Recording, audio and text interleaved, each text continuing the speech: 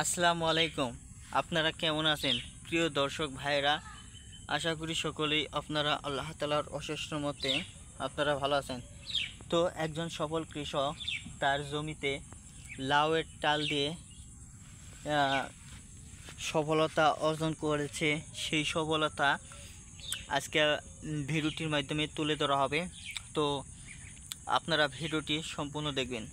তো প্রিয় ভাই বন্ধুরা, আপনারা লাউয়ের গাছের মধ্যে যে লাউগুলো দেখতে পাচ্ছেন, তো এই লাউগুলো দেশীয় জাতের লাউ, খেতে সুস্বাদু এবং কি এতে ভিটামিন রয়েছে অনেক, এবং কি বন্ধুরা দেশি লাউয়ের মধ্যে সুস্বাদু রয়েছে। গ্রামগঞ্জের মানুষেরাই বেশি পরিমাণে লাউ খেয়ে থাকে, দেশি লাউ। তো প্রিয় ভাই বন্ধুরা, এই যে আপনারা দেখে নিন একজন সফল কৃষকের জমিতে কি পরিমাণ লাউ এসেছে।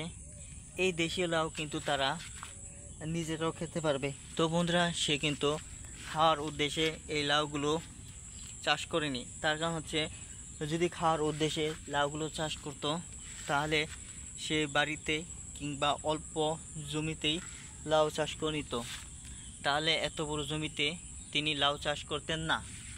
তো প্রিয় ভাই বন্ধুরা, এই যে দেখতে পাচ্ছেন ছোটো লাউ, এগুলো কিন্তু ধীরে ধীরে বড় হয়ে যাবে। বন্ধুরা, আমি আপনাদেরকে লাউয়ের টালের মধ্যে নিয়ে এসেছি। দেখতে পাচ্ছেন কত বড় লাউয়ের জমি। তো এই জমিতে শুধু লাউ চাষ করা হয়েছে। তো প্রিয় দর্শক ভাইয়েরা, আপনারা লাউ চাষ করে নেন। তো আপনাদের অনেক জমি কিন্তু পতিত রয়েছে, আপনারা কিন্তু বিভিন্ন শাকসবজি চাষাবাদ করে সফলতা অর্জন করতে পারেননি।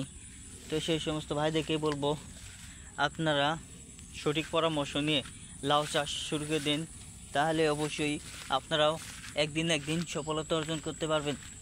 তো ভিডিওটি আপনাদের কাছে কেমন লেগেছে তা কিন্তু অবশ্যই কমেন্টের মাধ্যমে জানিয়ে দেবেন। ধন্যবাদ আপনাদেরকে।